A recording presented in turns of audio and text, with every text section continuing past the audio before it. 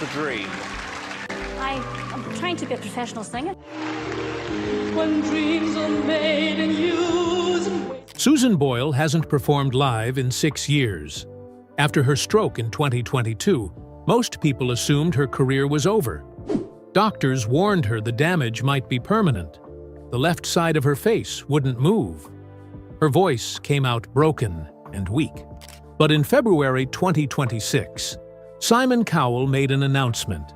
He wants Susan back for the biggest Britain's Got Talent season ever. The question is whether she can actually do it. What happened in those 4 years between her hospital bed and that recording studio? The answer involves £50,000, 5-hour daily sessions, and one promise she made to herself. Susan Magdalene Boyle was born on April 1, 1961, in Blackburn, West Lothian, Scotland. The youngest of 9 children in a small, crowded house filled with noise and faith. Her mother, Bridget, was 47 when she became pregnant again, and doctors warned her that carrying the baby could cost her life. They advised her to end the pregnancy because the risks were high and frightening. But Bridget was a devoted Roman Catholic, and she refused. She chose to continue. When the time came, things went wrong. Susan had to be delivered by emergency surgery after serious complications. For a short moment, she was deprived of oxygen. She was tiny. She struggled to breathe. She was placed in an incubator while her parents waited in fear. Doctors told the family that the baby would never be anything special. Those words hung in the air. They stayed there for years. And without knowing it, Susan began living a life that would slowly prove them wrong. Because of the oxygen issues during birth, doctors made a mistake that shaped her entire childhood. They told her parents that she had brain damage. In the 1960s, there were not many tools to question such claims, so the label stuck. It followed her into school, into classrooms, into conversations whispered behind her back. She had mood swings and moments of frustration, and instead of asking deeper questions, people blamed the diagnosis. Susan felt the weight of it, even as a child. She later said she always knew the label did not feel right. But her father, Patrick, passed away in 1997 at age 81, and her mother, Bridget, died in 2007 at 91, never knowing the truth. It was not until 2012, when Susan was 51, that a specialist told her she had Asperger's syndrome, not brain damage. For more than 5 decades, she had carried a misunderstanding that shaped how the world saw her. School was not kind to her. Children called her Susie Simple. They laughed at her learning struggles. They pushed her aside. The teasing did not stop at nicknames. It grew into daily cruelty that chipped away at her confidence. Even some teachers failed to protect her, which made the loneliness worse. In those years, there was little awareness about mental health, and ignorance allowed bullying to become normal. The wrong diagnosis became a reason for others to treat her as less. The pain settled deep inside her and turned into anxiety that followed her into adulthood. Yet inside that shy girl was something steady, a voice waiting to be heard. At home, there was music. Her father, Patrick, had worked as a coal miner and served during World War II, but he loved to sing. He performed at the Bishop's Blaze pub in their community, and Susan listened. Her mother, Bridget, worked as a shorthand typist and kept the family grounded in faith and Irish roots tied to County Donegal. The house was modest, but it carried strong values and songs that floated through the rooms. Susan found comfort in those sounds. When she was 12, around 1973, she began singing at school and in her parish church choir. Teachers noticed her voice and encouraged her. Church became her safe place. Music became her way to breathe in a world that often felt tight around her. As she grew older, she did not stop. In the mid-1990s, she sought formal training with vocal coach Fred O'Neill in Livingston. For nearly 6 years, they worked carefully on scales, breath control, and technique. He saw the strength in her mezzo-soprano voice and believed she could go far. Those sessions gave her discipline. They gave her structure. And even when her mother died in February 2007, after years of illness that Susan helped care for, the foundation of those lessons remained inside her. For a while after Bridget passed, Susan stopped singing. Grief took over. She withdrew and felt there was nothing left to aim for. But slowly, the dream returned, tied closely to her mother's quiet encouragement. She tried many paths before the world knew her name. In 1995, at 34, she auditioned for Michael Barrymore's show, My Kind of People. She hoped this would be her moment. It was not. She was rejected.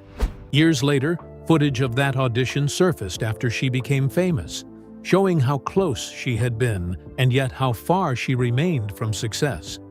In 1998, at 37, she used her savings to record a demo at Heartbeat Studio in Scotland. She sang Cry Me a River, Killing Me Softly, and Don't Cry for Me, Argentina. She mailed copies to record labels and television programs. No one responded. The silence was heavy.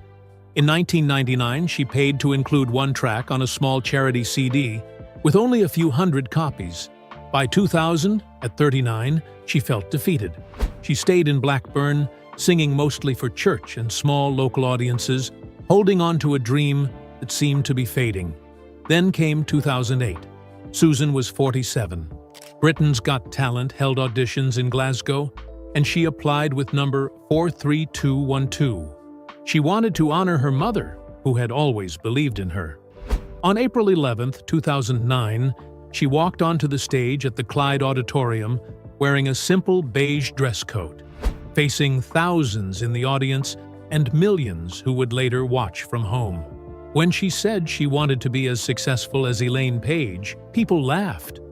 The judges looked doubtful. Simon Cowell folded his arms. Piers Morgan smirked. Amanda Holden raised her brows. The room expected failure. Then the music began. She sang, I Dreamed a Dream from Les Miserables. Within seconds, the laughter disappeared. Her voice filled the theater. It rose strong and clear, carrying years of pain and hope in every note. By the end of the performance, the crowd was on its feet. Piers called it the biggest yes he had ever given. Amanda admitted they had been cynical. Simon smiled in surprise. That single audition aired to 11 million viewers in the UK and changed everything. The clip exploded online. Within days, it gathered tens of millions of views. By the end of 2009, it had passed 120 million, becoming one of the most watched videos of the year. In less than 48 hours, an unemployed church volunteer became a global name. She appeared on American television, including The Early Show and later Oprah. When her album I Dreamed a Dream was released on November 23, 2009, it sold 411,120 copies in its first week in the UK and 71,000 in the US. It topped charts and eventually sold around 10 million copies worldwide. She finished second on the show to dance group Diversity, but by then, the world already saw her as a winner. Yet fame brought pressure. During the live shows in May 2009, tabloids dug into her past and questioned her behavior. On May 27th, just days before the final, she snapped at reporters who pushed too hard. The stress built quietly. On May 31st, after losing the finale, she struggled to cope with the sudden weight of it all. She was admitted to the Priory Clinic in London for exhaustion and anxiety. She stayed for several days and then returned home to rest. Even leaders like Prime Minister Gordon Brown wished her well. Simon Cowell offered support and space away from the noise. But the noise did not stop. Paparazzi camped outside her small bungalow in Blackburn. Crowds gathered. Tabloids printed daily stories about her looks, her habits, her private life. She had lived quietly for decades, and now her world felt exposed and overwhelming. Still, she signed a deal, released music, and stood on stages across the globe. The same girl who had once been called Simple now had 3 #1 albums within 2 years. Susan Boyle's rise did not slow down after that first moment on stage. It felt as if everything that happened next kept building on the last surprise, and the world kept watching to see what she would do. It all began on April 11, 2009, when the 47-year-old church volunteer from Scotland walked onto the stage of Britain's Got Talent and sang "I Dreamed a Dream." The clip spread everywhere.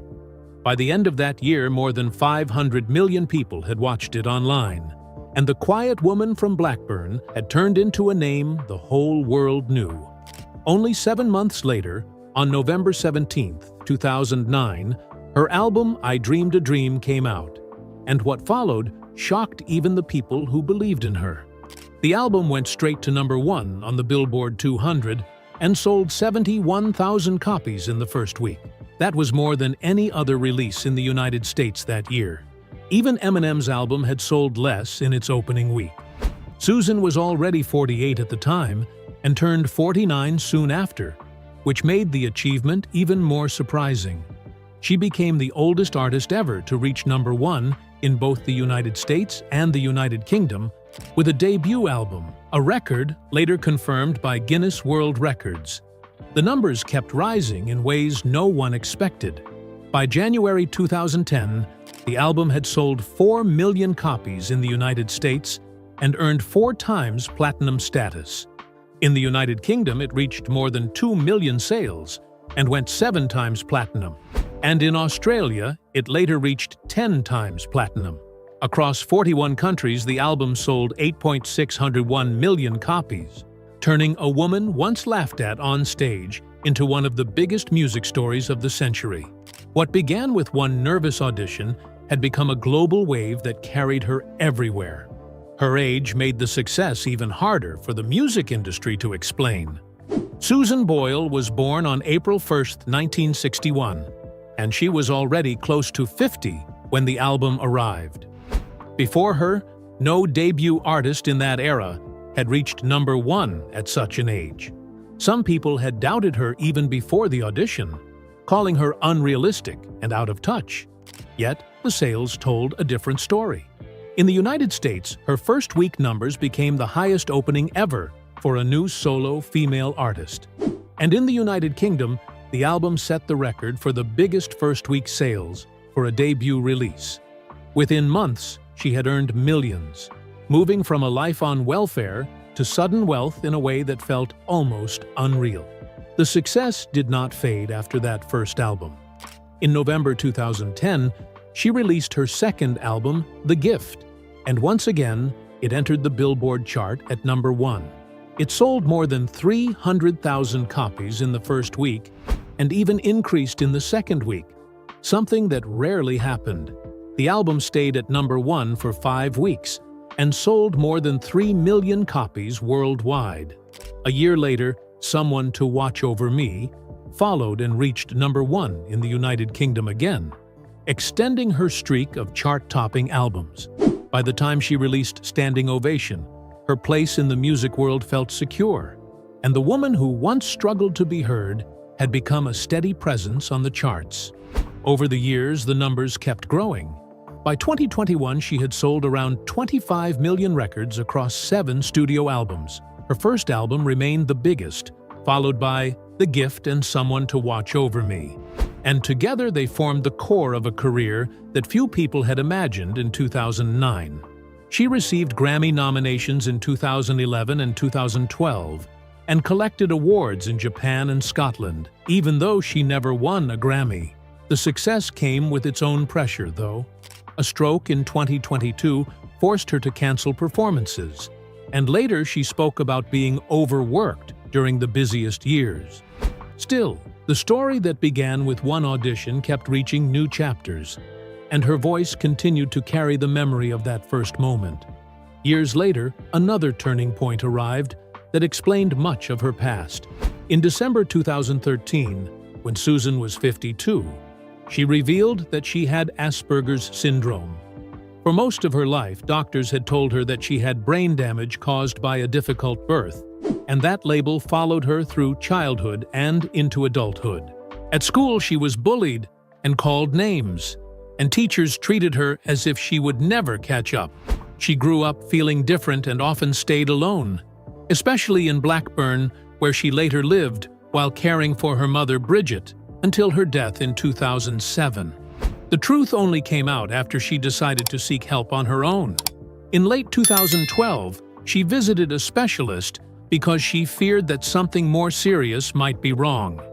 On December 7th, she went through simple tests that measured her behavior and intelligence, and the results surprised even her. The tests showed she had an above-average IQ, which directly contradicted everything she had been told as a child. The doctor explained that many of her struggles came from autism traits such as difficulty reading social signals, anxiety in crowds, and emotional overload during stressful moments. When she spoke about the diagnosis in an interview on December 8, 2013, she sounded relieved. She said the old diagnosis had always felt unfair, and that she finally understood herself better. The new understanding helped explain the moments people had once seen as strange, including her quiet pauses, nervous laughter, and sudden withdrawals after becoming famous. With the help of a support team, she learned to manage the pressures that had once overwhelmed her. Looking back, the diagnosis also explained what happened during Britain's Got Talent in 2009. The sudden fame brought constant attention and endless rehearsals, and the pressure became too much. After the final in June, she struggled with exhaustion and anxiety, and on June 21st, she was taken to a clinic in London after behaving in a confused and distressed way. At the time, many people did not understand what was happening, but years later, the explanation felt clear. The crowds, the noise, and the constant changes had pushed her beyond her limits. The diagnosis did not change her path, but it gave meaning to the journey. She had spent years caring for her mother and singing quietly in local places, and after fame arrived, she kept reminding herself of a promise she once made to do something meaningful with her life. The understanding of her condition helped others see her in a new light, not as someone broken, but as someone different, who had still reached extraordinary heights. Yet even with all the success, there were parts of life that never turned out the way she hoped. Susan Boyle has often said that not having children is her deepest regret. She always loved being around children and imagined having a family of her own. But the years passed without that happening. She cared for her mother until her death in March 2007 and stayed close to her family. Yet the idea of motherhood remained something she never reached. At one point, she hoped to become a foster parent. She spoke about having a large house with space to share and believed she could give children a safe home. Authorities did not approve the plan, partly because of concerns about her condition and the pressure of fame, and the decision left her disappointed. Even later, she spoke about the regret that never quite went away. Romance rarely lasted long in her life. In 2014, while touring in the United States, she met a doctor during a stay in Florida. They had dinner together, and she described him as kind and respectful. And for a short time, she hoped the connection might grow. Plans were mentioned about visits to Scotland, but nothing came of them, and the relationship quietly faded. It remained the only public romance she ever spoke about. As the years went on, rumors often appeared about secret marriages or relationships, yet none of them were true. She remained single and focused on her music and her health, especially after the stroke she suffered in 2022. Even when stories spread online about weddings or pregnancies, she continued living the same quiet life she had always known. Despite earning millions, she never moved far from her beginnings. She still kept her childhood house in Blackburn, a modest place filled with memories of the family she grew up with. She bought a larger home after becoming famous. Yet she returned again and again to the small house because it felt like home. The rooms carried the past with them, and she often said that the history of the place mattered more than comfort. Susan Boyle's life changed in a single night in April 2022. On the evening of April 30th, she felt completely normal, and nothing seemed wrong at all. But by the next morning, everything had fallen apart. Her manager, Geraldine, found her with one side of her face hanging low, her speech broken into sounds that were hard to understand, and her whole left side too weak to move properly. She could barely talk, and she could not sing even a single note. The stroke had struck without warning, and doctors quickly realized how serious it was because the damage had reached the muscles that controlled her face and voice. The same voice that had sold millions of albums and touched people across the world suddenly felt like it might disappear forever. Susan was 60 years old and lying in a hospital bed, trying to understand what had just happened to her life.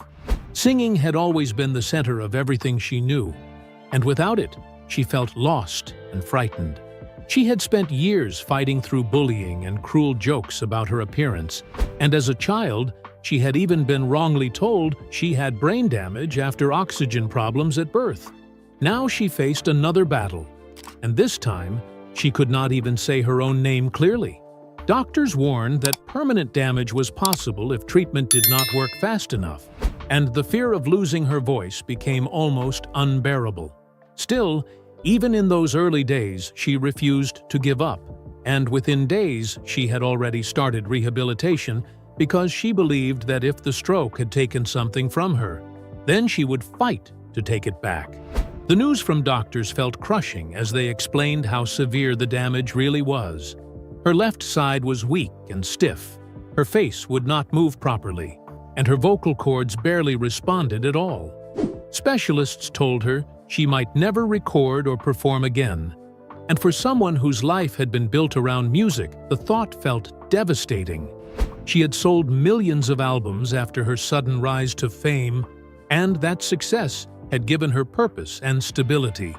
Yet now even simple words like hello would not come out right. Tests showed that the muscles had already begun to weaken, and recovery odds for cases like hers were low. Memories of past struggles returned to her while she lay in that hospital room, including the years when people misunderstood her condition and the time she collapsed from exhaustion soon after becoming famous. Losing the ability to perform also meant losing the steady income she depended on. And after her last tour ended in early 2020, the future already felt uncertain. Instead of letting fear win, she decided to fight harder than ever. Soon after leaving the hospital in May 2022, she hired a private speech therapist and began attending sessions 4 times a week. The work did not stop when she went home, because she practiced every single day for more than a year. Vocal coaches pushed her through long exercises that sometimes lasted 5 hours a day, teaching her how to control muscles that once moved without effort. She stood in front of mirrors, repeating sounds and words again and again, while slowly training her face to move evenly. Month after month, the strength returned little by little, and by late 2023 she had recovered most of what had once seemed lost. The frightening predictions that once filled her with despair slowly turned into motivation, and she began to see the struggle as the path toward a comeback no one expected. The real work had started right after the hospital stay in May 2022, and from that point forward, her days followed a strict routine.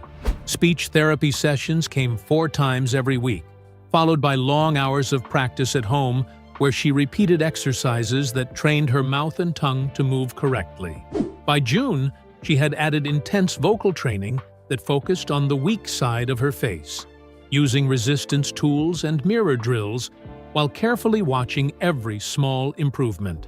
She practiced musical scales again and again, sometimes reaching 100 repetitions a day, and she kept a journal to record the slow progress from silence to sound.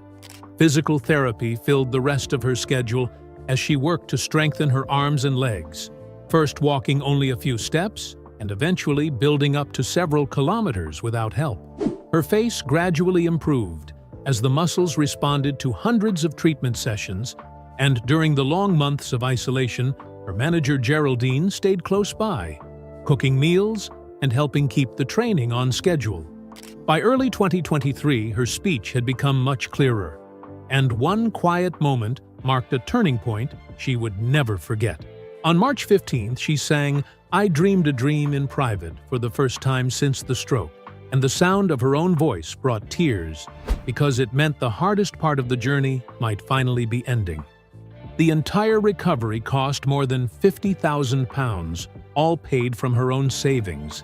Yet the result surprised even the doctors who once doubted her chances. Step by step, she had rebuilt herself from the ground up. And by the time she reached the studio again, she felt ready to prove that the voice people loved had truly returned. That proof came on June 3, 2023, exactly 14 years after the audition that first changed her life. During the Britain's Got Talent finale, she stepped onto the stage and joined the cast of Les Miserables to sing "I Dreamed a Dream" once again. Millions of viewers watched as she delivered the song with strength and emotion. And near the end, she shared the truth she had kept hidden for more than a year. She told the audience that she had suffered a major stroke the previous April and had fought with everything she had to stand there again. The crowd rose to its feet in a long ovation, while judges and performers gathered around her, and the moment quickly spread across the internet as people reacted to her return. The performance felt like a victory, not just over illness, but over every doubt that had followed her since the stroke.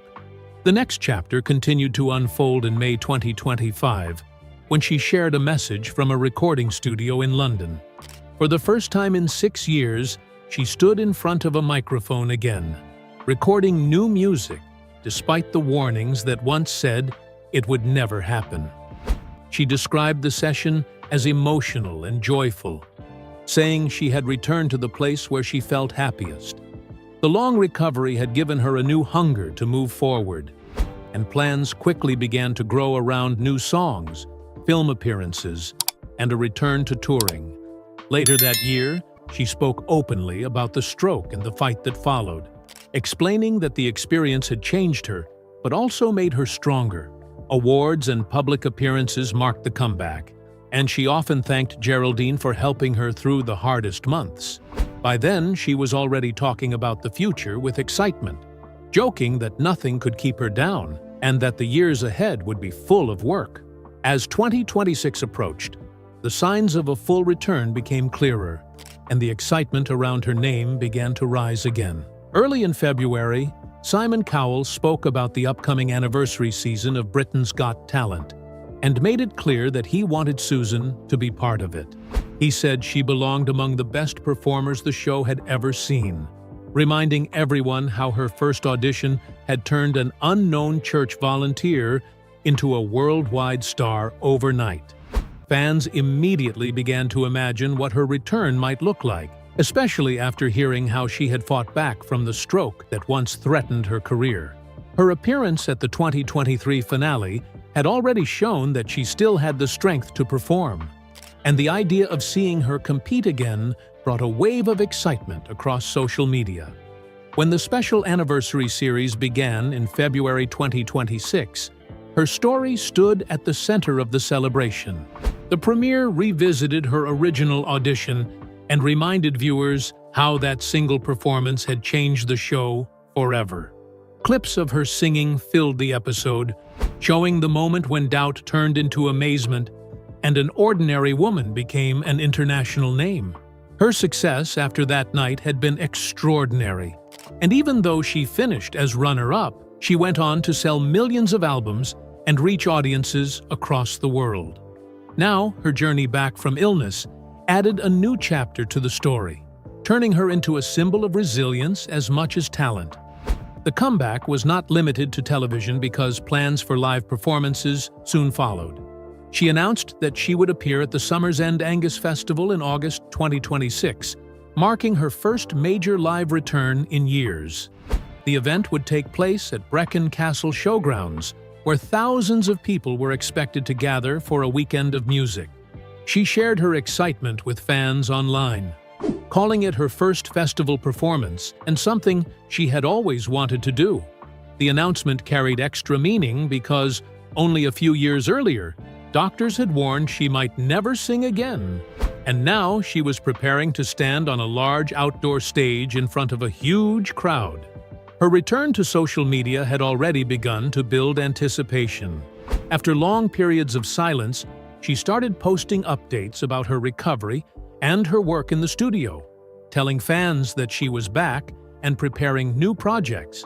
Birthday messages and studio photos showed her smiling beside microphones and mixing boards, while short notes hinted at songs planned for release. The posts quickly gathered thousands of responses from people who had followed her story for years and wanted to see her succeed again. Each message carried the same feeling of relief and excitement, as if everyone understood how close she had come to losing everything. By the end of 2025, the message was clear that new music was on the way and that 2026 would mark a fresh beginning. Studio sessions continued, and each step forward felt like another victory over the stroke that once threatened to silence her. The woman who had once stood nervously on a talent show stage had now survived fame, illness, and doubt, and her voice still carried the strength that first amazed the world. As the comeback moved forward, it felt less like a return and more like the start of something new, a journey that proved how much can be rebuilt when someone refuses to stop fighting.